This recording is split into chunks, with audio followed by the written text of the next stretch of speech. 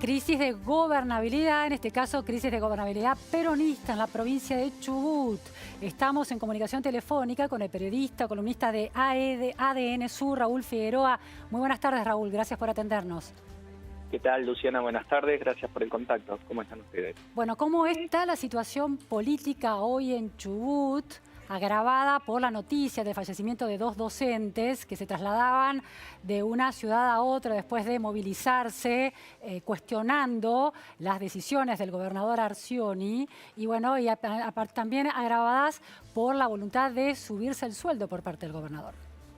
Sí, es una situación muy delicada. Lamentablemente cada acontecimiento va sumando mayor tensión a todo este clima tan grave que se vive aquí en la provincia, disparado fundamentalmente a partir del retraso en el pago de salarios en que viene incurriendo el gobierno. Un retraso que, si bien no acumula cantidad de meses, sí se acumula en cantidad de semanas de incumplimiento, con un pago conocido como escalonado de los salarios tanto a docentes como a agentes de la salud, tribunales, etcétera, todo lo que depende del funcionamiento de la provincia, lo cual mantiene desde hace ya, entramos en la 9ª semana, a la provincia virtualmente paralizada, es decir, sin clases, con hospitales funcionando solamente con guardias mínimas, con tribunales paralizados y bueno, toda otra serie de servicios que dependen del Estado provincial en el marco del reclamo que llevan adelante los agentes públicos. En este contexto, ayer se conoce este proyecto enviado por el Poder Ejecutivo Provincial para incrementar los salarios de la planta política del Ejecutivo, en lo que terminó de eclosionar con mucha bronca por la oportunidad, por el momento, por todo lo que venimos describiendo de que está atravesando la provincia. Y en el marco de movilizaciones que ya estaban convocadas previamente ayer, había coincidido también con toda una jornada de protestas allí en la capital provincial, en Rawson, cuando regresaron estas dos docentes que participaban activamente del reclamo, tuvieron este trágico accidente en la ruta 3 con el vuelco del vehículo. Un total de 5 personas integraban ese vehículo, tres docentes heridas y 2 lamentablemente fallecidas, ¿no? Raúl, ¿a cuánto ascendería el salario del gobernador Arcioni en caso de que la legislatura apruebe este proyecto que se presentó ayer? Aproximadamente 384.000 pesos sería el nuevo valor si se aprobara, cosa que es bastante difícil en este contexto. Este proyecto no tiene chance de ser tratado siquiera, creo yo. ¿Cuánto está ganando, cuánto gana hoy el gobernador?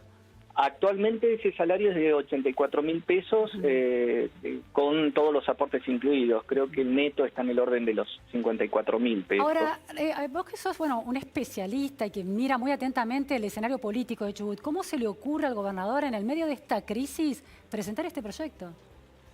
Yo creo que este proyecto, la presentación, el momento en que se presenta es un síntoma claro de que el gobernador está aislado respecto del clima que se vive en la provincia. Creo que no alcanza a dimensionar la gravedad de la crisis que se está atravesando. Creo que hay una errónea interpretación por parte del gobierno, de su núcleo más cercano de colaboradores, de que esta crisis es provocada solamente por un grupo de dirigentes gremiales, solamente por algún sector del justicialismo que se dice cerca del entorno no termina de aceptar los resultados de las últimas elecciones, y se atribuye todo a una finalidad política sin dar validez o del todo la legitimidad que tiene el reclamo en cuanto a la bronca, la frustración que provoca el cobro de los salarios atrasados. Y en función de eso creo que se mide mal el momento y la oportunidad y bueno, se termina sumando más tensión en este clima que se viene sufriendo. Raúl, ¿podrías de alguna manera delinear un perfil del gobernador Arcioni que llegó al centro de la opinión pública en los últimos días por la supuesta o vínculo sentimental que mantendría con Luciana Salazar? El gobernador lo ha desmentido, pero ¿cuál es el perfil político de Arcioni? Arcioni es un extra político, un outsider, podríamos decir. Él se incorpora a la política a partir de la convocatoria del fallecido gobernador Mario Das Neves, que lo elige para integrar la fórmula como vicegobernador en el año 2015. Es un hombre que proviene de la actividad privada, como escribano, digamos, conocido aquí, de una familia conocida de Comodoro Rivadavia, pero sin participación política. Su incursión viene a partir de esto. Se dice que por una recomendación incluso de Sergio Massa, que es el vínculo común entre Mario Das Neves y Mariano Arcioni. Había una amistad previa de Arcioni con Sergio Massa y es él quien lo sugiere como nombre posible, digamos, para llevarlo a la vicegobernación a Mario Das Neves, que a su vez era, como animal político que era, solía dar golpes de efecto, solía incorporar gente por fuera de la política y bueno, consiguió ese efecto también en el año 2015. Claro, impensado que en tan poco tiempo pudiera llegar a quedar a cargo la gobernación por razones de salud del propio Das Neves, ¿no? Ahora, Arcioni, al principio, durante los primeros meses de este año, cuando se empezaron a definir las precandidaturas presidenciales, no estaba alineado detrás de la candidatura de Alberto Fernández y de Cristina Fernández de Kirchner, pero una vez definida fue así. ¿Cómo sucedió esto? Sí, él mantuvo una saludable posición prescindente de la discusión nacional, digamos, más o menos parecido a lo que ustedes habrán observado con Schiaretti en Córdoba, ¿no? Cuando transitó la elección provincial, incluso como representante de un partido provincial, que es el partido Chubut Somos Todos, que es el que había creado Mario Das Neves, que en su momento trató de crear algo semejante al movimiento popular neuquino, ¿no? Para tener una referencia. Él transitó esta campaña manteniéndose, digamos, alejado de cualquiera de las dos opciones mayoritarias a nivel nacional. Bueno, su discurso era: no hay nada más importante que la provincia. Ahora bien, recordarán ustedes que el famoso café de Alberto Fernández y Massa se armó desde Comodoro Rivadavia, porque Massa estaba la noche del 9 de junio aquí en Comodoro celebrando el triunfo de Arcioni en las elecciones. Se produce la comunicación telefónica con Alberto Fernández, que lo invita a tomar ese famoso café. Bueno, en los días subsiguientes se termina de cerrar el acuerdo entre Massa y Alberto Fernández, y una de las primeras acciones producto de aquel acuerdo es la famosa foto de Arcioni, creo que fue en la sede de la bancaria, con aquel acto encabezado con Alberto Fernández, donde aparece ya alineado directamente al proyecto al cual acababa de abrazar también su referente político a nivel nacional, Sergio Massa. Claro, creo vía Massa ese acercamiento entonces, claro.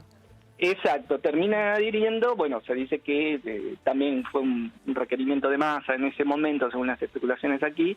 Era la figura ganadora de esos días, venía de ganar una elección y bueno, aparece en esa foto que se dijo también por parte de funcionarios del gobierno provincial en aquellos días, le empieza a generar resquemores, antipatías con el gobierno nacional. Recordemos que todo esto pasaba en forma previa a las PASO del 11 de agosto, un gobierno nacional al que le venía golpeando las puertas también en reclamo de determinadas asistencias, determinadas concesiones en cuanto a vencimientos de deuda que tiene el Estado provincial con el Estado nacional y venía requiriendo reprogramaciones de vencimiento.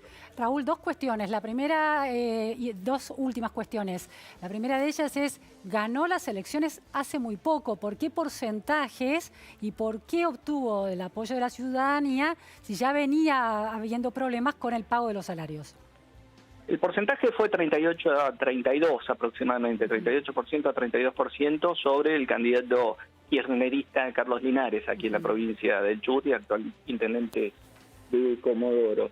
Creo que la explicación a ese triunfo, a ese apoyo que obtiene, fue el muy buen acuerdo paritario que en términos de letra, en términos nominales, digamos, llega a cerrar con todos los sectores estatales previo a estas elecciones, previo a lo que fue una discusión también bastante intensa respecto de la necesidad o no de anticipar las elecciones aquí en la provincia del Chubut, algo que a todas luces era innecesario si lo mirábamos desde afuera, pero necesario desde el interés político del actual gobierno, ¿no? Ahora, justamente para jugar.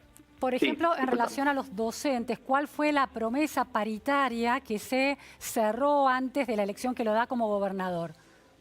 No, en términos nominales está en el orden del 90% en torno promedio a todos los estatales, con los docentes.